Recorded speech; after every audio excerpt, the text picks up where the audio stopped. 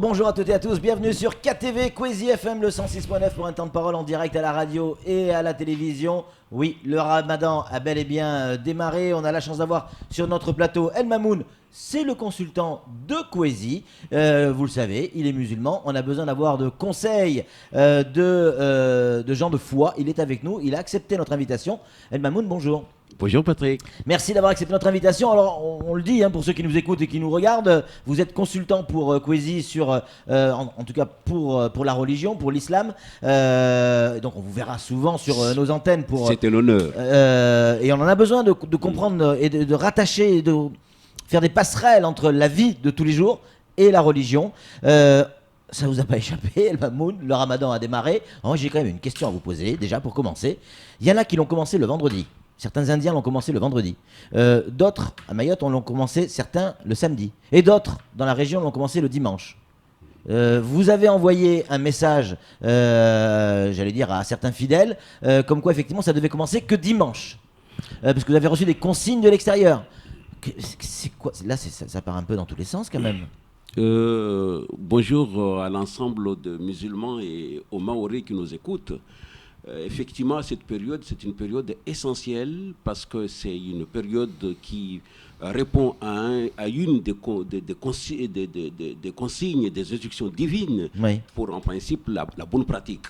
Et le ramadan, c'est important parce que ça appartient à Dieu. C'est lui qui, dans le ramadan, finalement, récompense. Et que il y a seulement relation entre le fidèle et lui-même. Parce qu'il n'y a personne qui va venir vous surveiller pour dire, en fait, est-ce que vraiment, réellement, vous ne mentez pas lorsque vous faites le ramadan ? Alors qu'en réalité, en cachette, vous mangez, par exemple. Est-ce qu'il y a quelqu'un qui va aller dans votre cœur pour voir effectivement quels sont les sentiments que vous développez, n'est-ce pas ? Donc en fait, c'est une relation entre l'homme et son créateur. Donc en fait, c'est extrêmement important. Alors, la date de démarrage. La date de démarrage, c'est une question de zonalité. Ouais. Il nous est dit qu'en fait, sceller le ramadan à la vue de la lune. Mais à la vue de la ligne, c'est où ? C'est-à-dire, c'est dans une zonalité, une zone, n'est-ce pas, donc de même horaire. Donc en fait, pour Mayotte, les gens, si on nous communique que la lune a été vue à Moroni, ou a été vue à Motsamoudou, a été vue à Dar es Salaam, ou a été vue à Tananarive, n'est-ce pas, donc dans cette même zone horaire, n'est-ce pas, ça, vous avez le même heure, et bien effectivement, l'information passée au Grand Cadi, qui est l'autorité, n'est-ce pas, donc autorisée à informer et à donner et à décider, n'est-ce pas, donc du début du ramadan, et bien ça doit être fait. Donc le Cadi a donné instruction, au travers de ce SMS que certains ont reçu, de démarrer le ramadan le dimanche. C'est bien ça, pour toute la zone.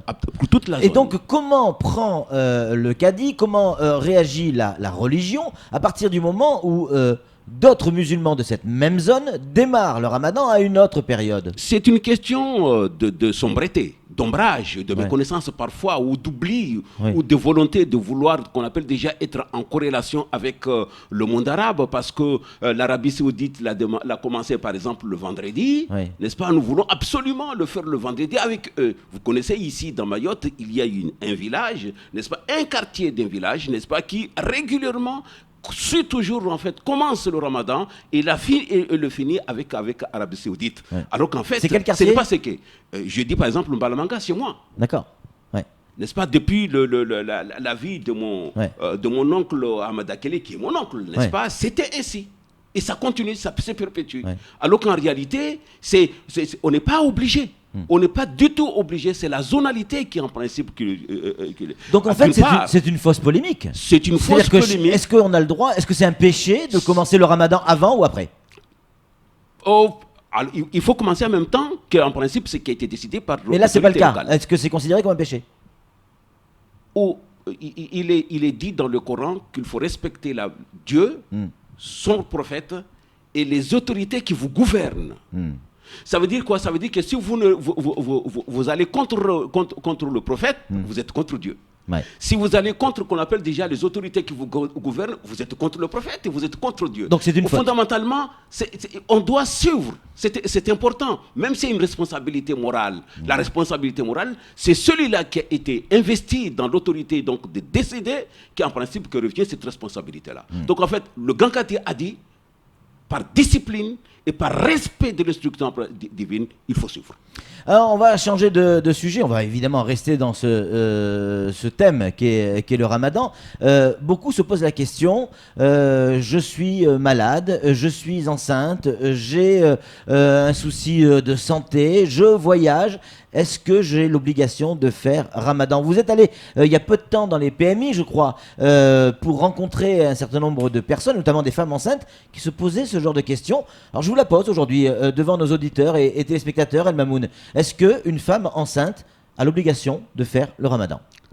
La femme enceinte a une responsabilité de sa propre vie, parce que, surtout dans une condition finalement déformée. Oui. Donc, elle n'est plus normale. Elle a besoin de beaucoup plus donc, de force.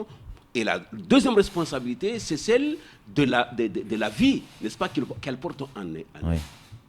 Or, cette deuxième vie ne peut qu'on appelle déjà s'alimenter que des nutriments qu'elle absorbe, n'est-ce pas, donc finalement à l'extérieur, et qui vont être transformés en acides aminés pour en principe l'alimenter. Sans ça, la vie qui est à l'intérieur, qu'il porte en principe en elle, peut être, n'est-ce pas, donc dans des difficultés de fonctionnement normalisées. Donc, moi, je le conseille de ne pas le faire.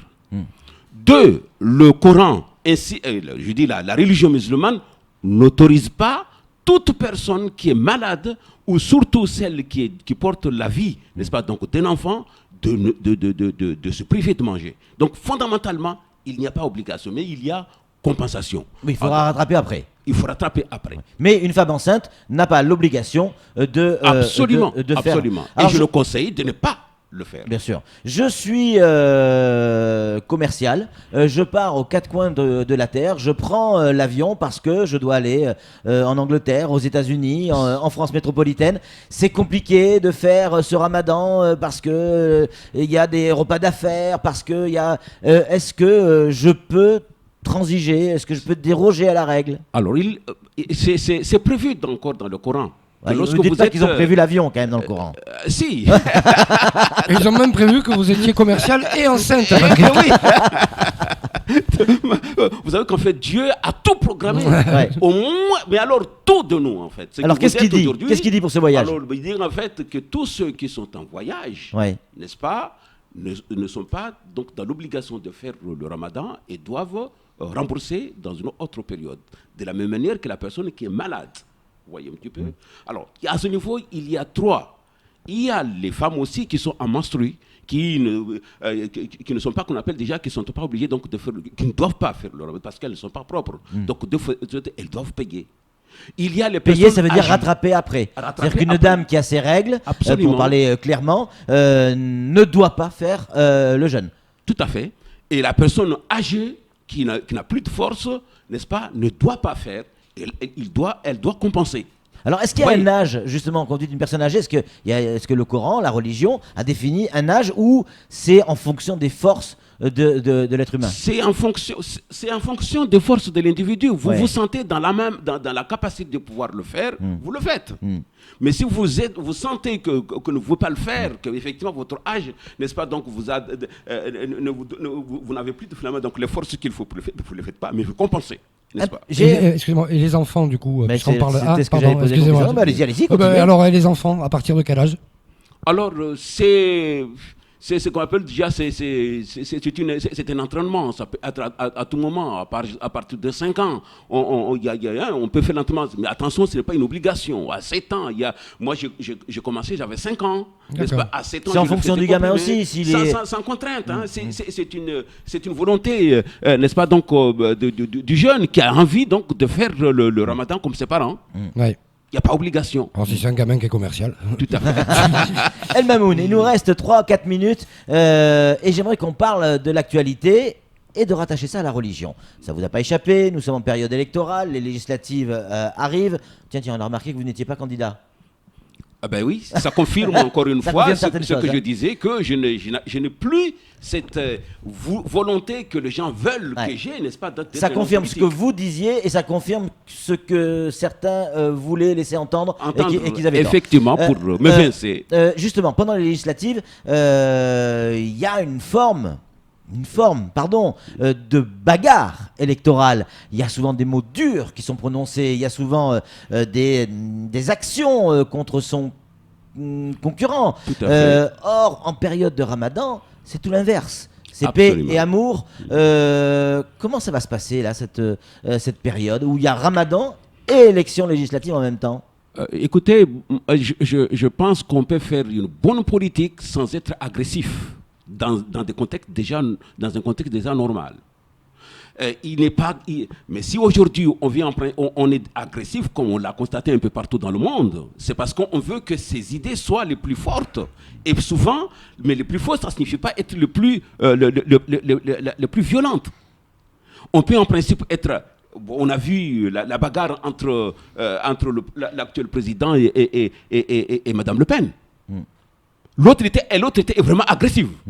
Et pourtant, n'est-ce pas, notre président Macron a été, mais alors d'un calme olympien et a développé ses idées de façon, n'est-ce pas, claire, et il a gagné. Aujourd'hui, on peut ramener cet esprit-là. On peut être un bon politicien en étant finalement fort dans ses idées que l'on doit faire passer aux autres, plutôt que d'agresser l'autre. Et moi, ce que je conseille donc à la classe politique mahoraise d'aller dans ce sens-là. Le calme, la force politique qui met en avant la conscience, n'est-ce pas, la pédagogie, n'est-ce pas, et non pas qu'on appelle déjà l'agressivité à tout moment et à tout en tout lieu. Pour conclure, il nous reste 1 à 2 minutes. Je sais que vous avez insisté là-dessus et vous avez raison. Vous vouliez absolument faire entendre la voix des musulmans de Mayotte concernant les événements de Manchester et d'Égypte récemment. C'est vrai qu'on n'a pas beaucoup entendu les musulmans de Mayotte et vous vouliez absolument en parler ce matin. Ah oui, régulièrement, vous avez pu remarquer qu'en fait, que je sortais une déclaration de presse sur tous ces événements-là parce que je considère que Mayotte aujourd'hui a une position stratégique, n'est-ce pas, dans la mesure où elle est reconnue comme étant à 99%, certains le disent, n'est-ce pas, si à 95% pratiquants, comme étant un pays modèle dont la religion est d'une tolérance extraordinaire. Ça veut dire quoi? Ça veut dire que nous avons responsabilité. Mais nous avons responsabilité de porter ce message reconnu sur le plan national, sur le plan mondial. Et c'est ainsi qu'on nous regardait quand je... Donc c'est pour cela que toute aujourd'hui une autorité religieuse officielle doit avoir cette capacité de pouvoir réagir aux grands événements, n'est-ce pas, nationaux et mondiaux, n'est-ce pas, concernant donc la religion, parce qu'en fait, il y a nécessité aujourd'hui de porter un nouveau message, le vrai message de la religion, qui n'est pas une religion de violence, mais plutôt de paix, et n'est-ce pas, et je pense aujourd'hui que ce qui s'est passé à Manchester montre que les terroristes sont des gens qui n'ont aucune foi, qui n'ont aucune croyance, mais ce sont des gens qui sont imbus, n'est-ce pas, donc de la volonté de faire du mal. Et je pense que nous avons responsabilité de nous opposer à ce comportement, n'est-ce pas, qui n'a rien à voir avec l'islam.